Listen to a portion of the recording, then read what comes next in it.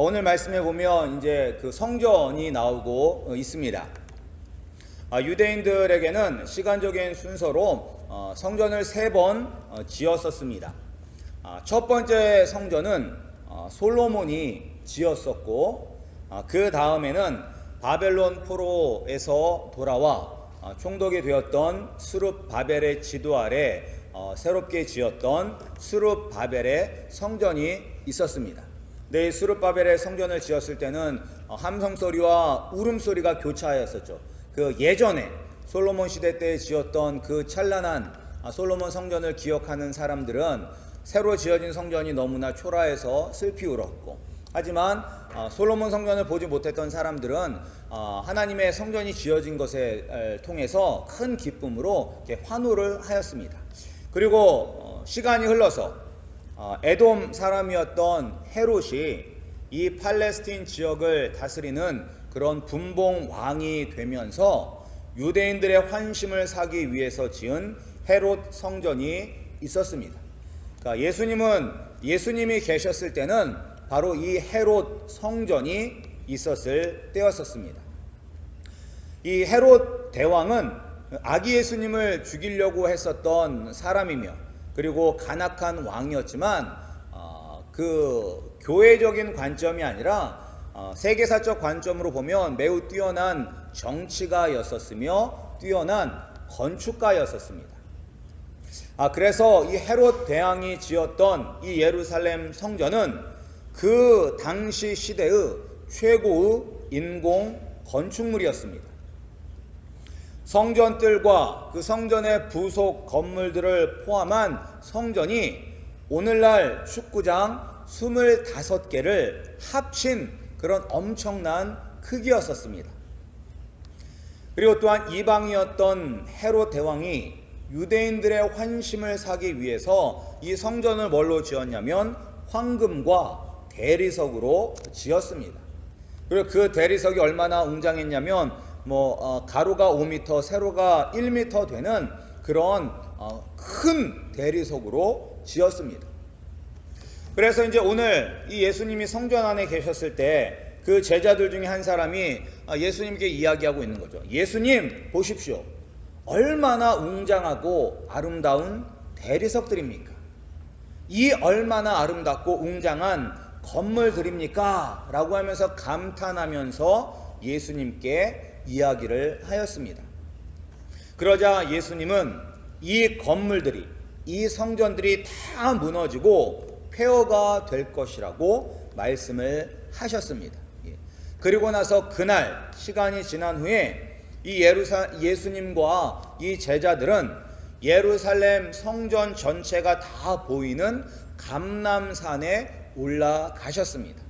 그리고 이제 여기가 예수님이 여기서 감람산에서 이렇게 앞에 있는 예루살렘 성전을 보고 있을 때 베드로와 야고보와 그리고 요한과 안드레가 개인적으로 조용히 예수님께 와서 예수님이 말씀하신 성전이 멸망하는 그 일이 언제 일어나며, 그리고 또한 그 일이 일어날 때는 어떠한 징조, 조짐들이 보이는지 알려달라고 물었습니다. 이들에 대한 질문에 대한 대답이 오늘 말씀 5절부터 13절까지 말씀입니다. 그리고 또한 역사적으로도 실제적으로 예수님께서 말씀하신 대로 이 예루살렘 성전은 AD 70년 로마의 공격으로 말미암아 돌 위에 돌 하나도 남지 않게 파괴가 되었습니다. 그런데 이제 예수님께서 이 제자들이 예수님 언제 그런 예루살렘의 멸망이 일어나겠습니까? 라고 물었을 때 예수님은 우리가 이제 이때가 한 27년 정도 됐다고 해요. AD 27년 정도 되었으니까 한 43년 후에 이런 일이 일어나잖아요. 지금으로부터 40년 후에 이런 일이 일어날 것이다 라고 말씀하지 아니하셨습니다. 그 대신에 이 세상의 멸망에 대해서 말씀해 주셨습니다. 제자들은 예루살렘 성전이 언제 멸망하는지를 물었지만 예수님은 구체적으로 예루살렘 성전이 언제 무너진다는 것을 말씀하시기보다는 이 세상의 멸망에 대해서 말씀해 주셨습니다. 지금 이 유대 땅에 있는 예루살렘 성전은 우리가 살아가고 있는 이 세상을 의미합니다. 이미 예수님 당시의 성전은 하나님을 예배하는 곳이 아니라 제사장들과 사두개인들이 자신들의 부와 권력을 유지하는 곳으로 변질이 되었습니다.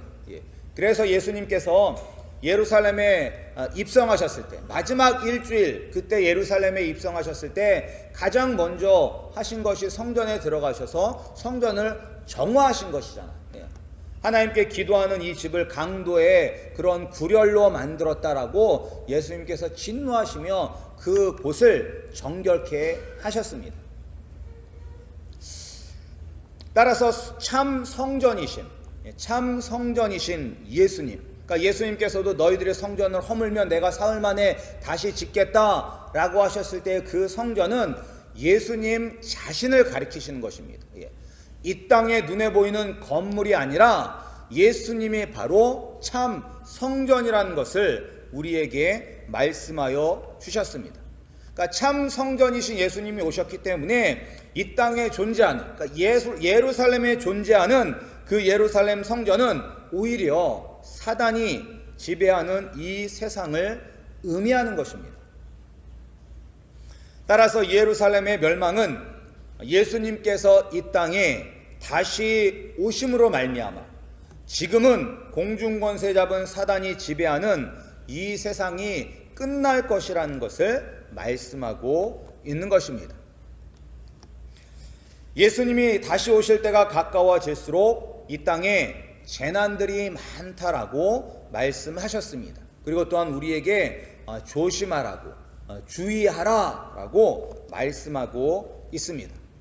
그러니까 예수님께서 승천한 이후부터 지금까지 계속 우리는 마지막 때, 재난의 때를 살아가고 있습니다. 그리고 언제 예수님이 다시 오실지는 모르지만 예수님은 분명히 이 땅에 다시 오시기 때문에 우리가 깨어 있어야지만 재난의 때에 우리의 믿음을 지키며 살아갈 수가 있습니다.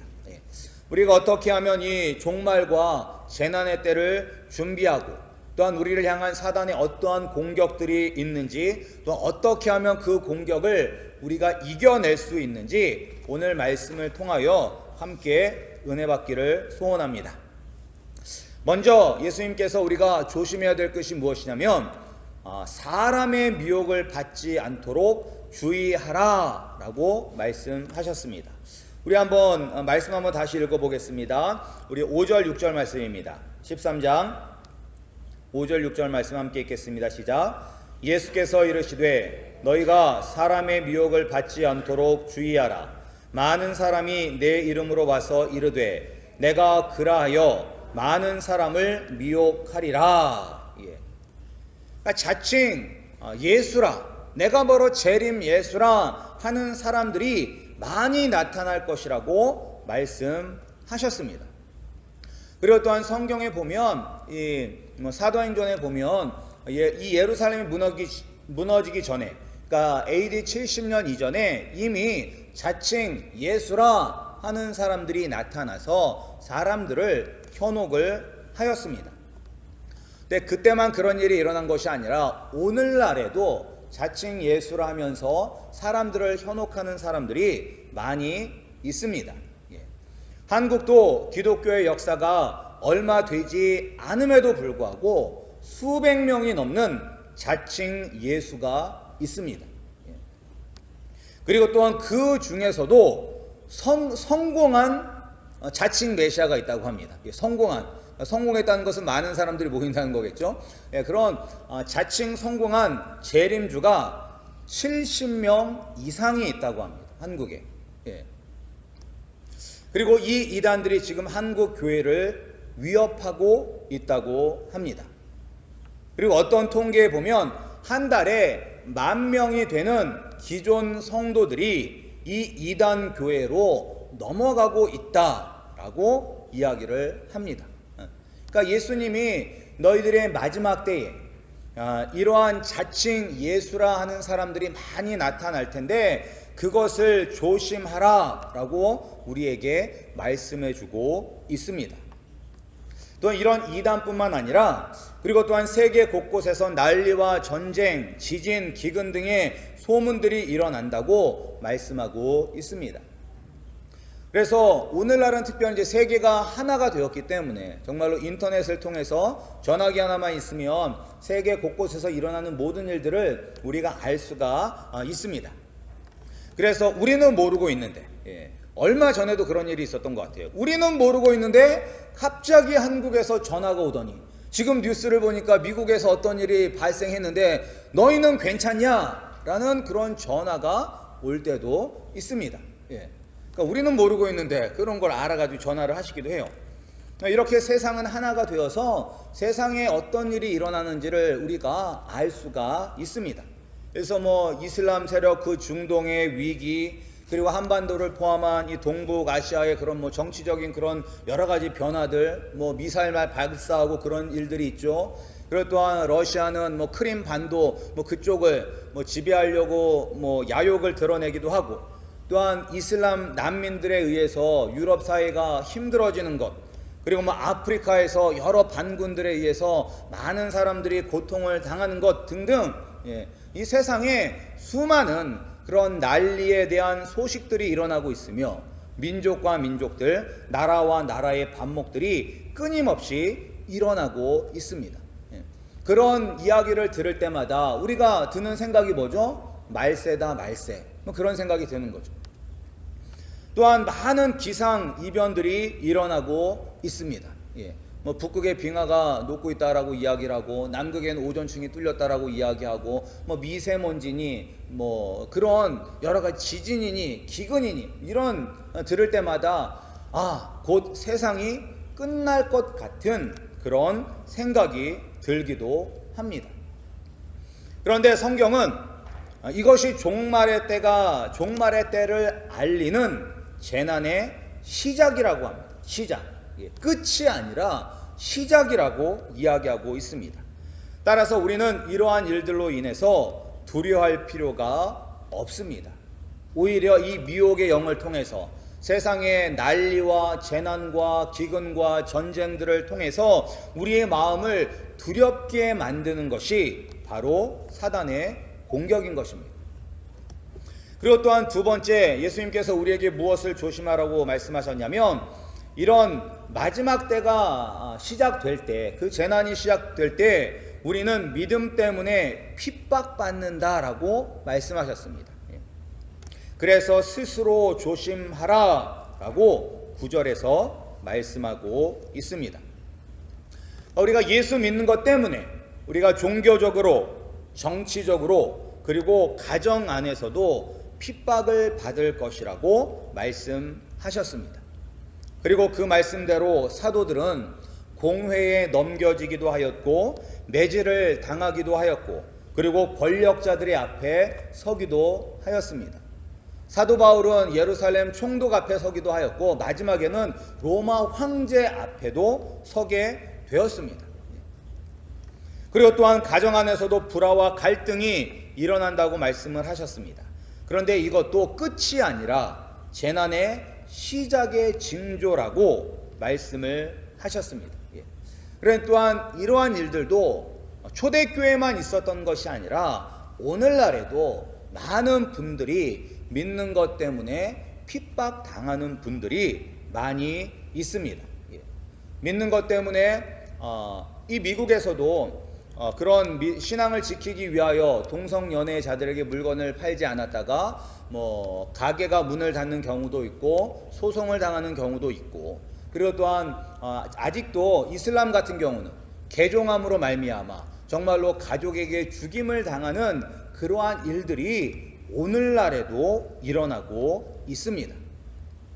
그런데 이제 왜 이러한 일들이 일어나냐면, 우리는 이 세상에서 살지만 이 세상에 속한 사람이 아니기 때문인 것입니다.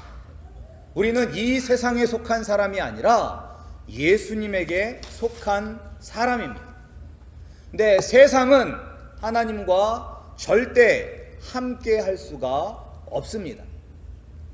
공중권세를 잡고 세상을 지배하는 사단은 하나님과 함께 할 수 없습니다. 함께 할 수 없는 정도가 아니라 예수님이 이 땅에 오셔서 십자가에서 죽으시고 부활하심으로 말미암아 이미 사단은 패배하였습니다. 이미 주님이 승리하셨습니다.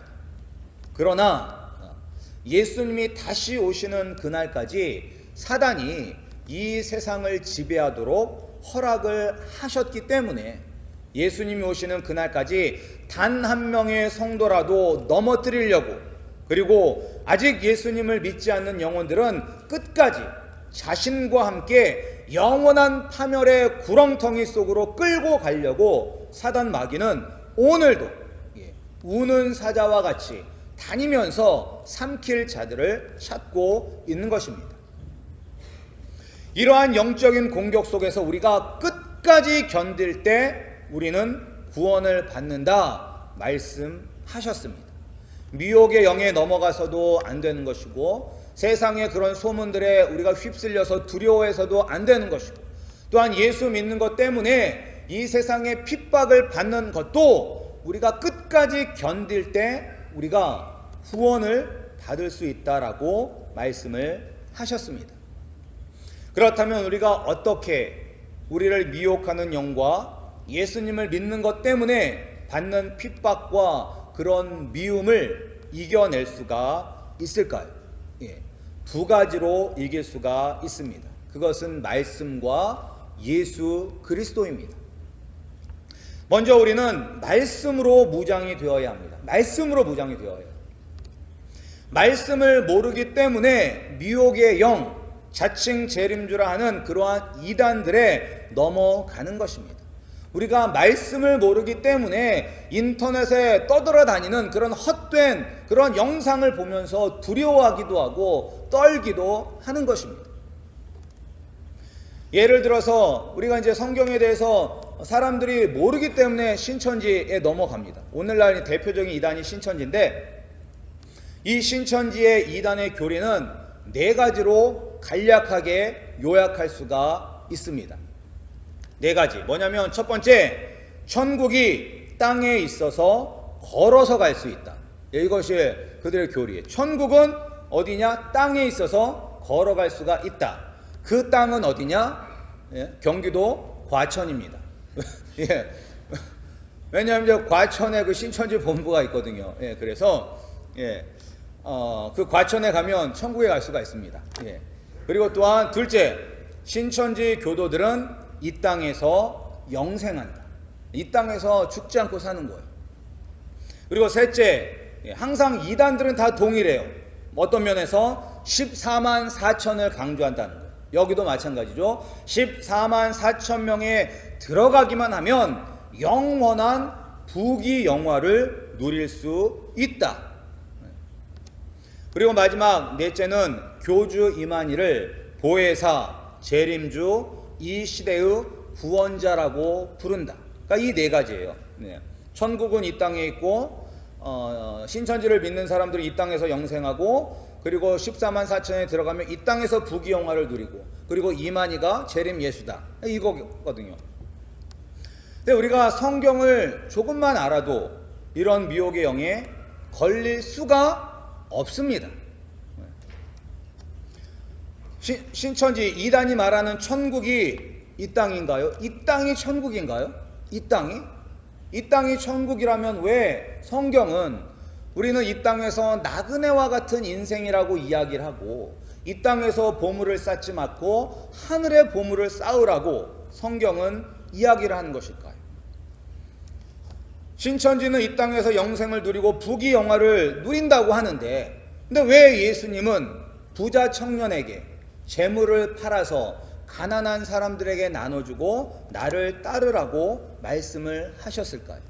왜 예수님은 왕궁에서 태어나지 아니하고 가장 낮은 마국간에서 태어나시며 겸손의 본을 보여주시고 그리고 죄인을 위하여 죽으셨을까요? 또 신천지의 교주 이만희가 보혜사라고 하는데, 보혜사는 성령입니다. 성령. 근데 예수님이 성령을 보내주시겠다고 약속을 하셨고, 오순절날 다락방에서 성령이 임하셨습니다. 사도행전에 나오잖아요. 그런데 그렇다면 그때의 성령은 가짜 성령이고 교주 이만희가 진짜 성령인 것인가? 그러니까 성경의 내용을 우리가 조금만 알아도 이런 말도 안 되는 이단에 넘어가지 않을 텐데 모르기 때문에 넘어간다는 것입니다. 특별히 누가 넘어가요? 믿지 않는 사람들은 절대로 그들이 건드리지 않습니다. 오직 믿는 사람들, 이 아파트 현관문에 어느 교회 다닌다고 그런 거 붙여놓은 사람들만 대상으로 공격을 합니다. 왜? 우리가 성경도 모른 채 그냥 교회를 다니기 때문에, 그냥 교회를 다니면서 주서들은 말은 많아서 예수 믿으면 구원받고 세상적으로 잘 살고 싶고, 그런데 한편으로는 심판에 대한 두려움은 있는데 성경을 모르기 때문에 그런 것들을 잘 이용해서 속인다는 거예요. 속인다는 거예요. 미혹의 영은 무엇이냐? 바로 속이는 영이에요. 속이는 영. 우리가 왜 속아 넘어가느냐? 모르기 때문에 속아 넘어가는 것입니다. 우리 아름다운 교회 성도님들, 우리 성도님들은 성경에 대해서 얼마나 아십니까? 교회를 다닌 연수를 자랑하는 것이 아니라, 교회에서 내가 이런저런 일을 했다를 자랑하는 것이 아니라, 여러분들이 이 말씀에 대해서 얼마나 알고 계십니까? 저도 잘 모르기 때문에 책도 읽고 주석도 보고 하는데, 우리 성도님들은 말씀을 알기 위해서 얼마나 애쓰십니까? 일주일에 한 번 교회에 오는 것이 성도임을 나타내는 것은 아닙니다. 성도는 어떤 사람이냐? 성도는 거룩한 사람, 세상과 구별된 사람, 하나님의 백성인 것입니다. 하나님의 백성은 왕이신 예수 그리스도의 뜻에 순종하고 그 뜻대로 행하는 사람입니다. 예수님의 뜻, 아버지의 뜻이 어디에 기록되어 있죠? 성경에 기록이 되어 있습니다. 그리고 이 땅에서 우리가 어떻게 살아야 되는지 어디에 기록이 되어 있습니까? 성경에 기록이 되어 있습니다. 우리가 성경을 읽고 그 뜻을 깨달을 때, 우리가 오직 성경을 붙잡고 살아갈 때 미혹의 영에 빠지지 않게 되는 것이며, 그런 세상의 헛된 소문에 우리가 휘둘리지 아니하고 오직 예수 그리스도만 붙잡고 승리할 수가 있는 것입니다. 정말 우리 아름다운 교회 성도님들이 꿀보다 더 달다는 이 말씀에 사로잡히셔서, 예수님도 사람이 떡으로만 사는 것이 아니라 하나님의 말씀으로 산다라고 하셨습니다. 정말로 말씀으로 하루하루 살아가시는 우리 성도님들이 되시기를 주님의 이름으로 축복합니다. 그리고 두 번째, 또한 우리가 어떻게 하면 예수님을 믿는 것 때문에 오는 핍박을 두려워하지 않고 이겨내고 복음을 증거하며 승리할 수 있을까요? 이것은 오직 예수님을 의지함으로 우리가 승리할 수가 있습니다. 오직 예수님을 의지함으로. 예수님께 속한 사람은 반드시 어려움이 있습니다. 예수님의 말씀대로 살면 반드시 어려움을 겪게 됩니다. 우리가 살면서 어려움이 없다면 우리가 예수님의 말씀대로 살고 있지 않은 것입니다. 예수님이 말씀하셨습니다. 어느 길로 걸어가야 된다고? 좁은 문, 좁은 길로 가야 된다. 근데 사람들은 넓은 문으로 간대요. 왜? 쉽고 편안하기 때문에. 그러나 예수 그리스도를 따라가는 길은 쉽고 편안한 길이 아닙니다. 고난이 있고 고통이 있습니다.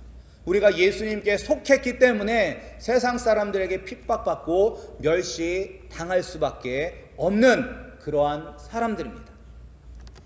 그럼에도 불구하고 예수님은 우리에게 뭐라고 말씀하셨냐면, 너희는 세상의 어두움을 몰아내는 빛이 되어라 라고 말씀하고 있습니다. 그리고 또한 너희는 이 세상의 부패함을 정결하게 만드는 소금의 역할을 감당해야 된다라고 우리에게 말씀하고 있습니다. 세상은 우리를 핍박하는데 우리는 그 세상을 향해서 빛과 소금의 역할을 감당하라고 말씀하고 있습니다. 그리고 그 역할을 감당하지 않으면 너희는 참 성도가 아닐 수도 있다라고 말씀하고 있습니다. 어떻게 하면 우리가 이렇게 살 수가 있을까요? 세상은 우리를 핍박하는데 어떻게 그 핍박에 대항하면서 또한 빛과 소금의 역할을 감당하며 살 수가 있을까요? 타협하는 게 쉽잖아요. 타협하는 게 편한데 타협해서는 안 되고 이겨내야 되는데 어떻게 이겨낼 수가 있을까? 끝까지 견디면 후원을 받는다고 했는데. 그런데 우리가 여기서 한번 생각해야 될 것은 이제 끝까지 견디면 구원을 여기 보면 받으리라 라고 말씀을 하셨는데 하나님께서 우리를 이 핍박이 가득한 곳에다 그냥 던져 넣으시고 그리고 우리가 스스로 우리의 힘으로 끝까지 싸워서 승리할 때까지 저 멀리서 그냥 구경만 하시다가 싸워서 승리하면 그때 짠 하고 나타나시면서 면류관을 씌워주시면서 수고했다. 착하고 충성된 종아 정말로 수고하고 애썼다라고 해주실까요? 멀리서 구경만 하고 계시다가 만약에 하나님 이렇게 멀리서 구경만 하고 계시다면 그 어떤 사람들도 이길 수가 없을 것입니다. 비록 우리가 끝까지 싸워야 되지만 우리가 싸울 수 있는 힘을 주시는 것도 주님이시며 싸울 수 있는 능력과 지혜를 주시는 분도 주님이신 것입니다. 빌립보서 4장 13절에 보면 내게 능력 주시는 자 안에서 내가 모든 것을 할 수 있느니라. 내가 언제 모든 것을 할 수가 있어요? 내게 능력 주시는 예수 그리스도 안에 있을 때 우리가 승리할 수가 있는 것입니다. 우리 성도님들도 오직 예수 그리스도만 붙잡으시고 그리고 어떤 오직 성경을 붙잡으심으로 말미암아 미혹의 영의 유혹을 이기고 그리고 또한 세상에서 고난과 핍박받는 것을 두려워하는 것이 아니라 오히려 세상을 변화시키는 그리스도인으로서 이 재난의 때를 살아가시기를 주님의 이름으로 축복합니다.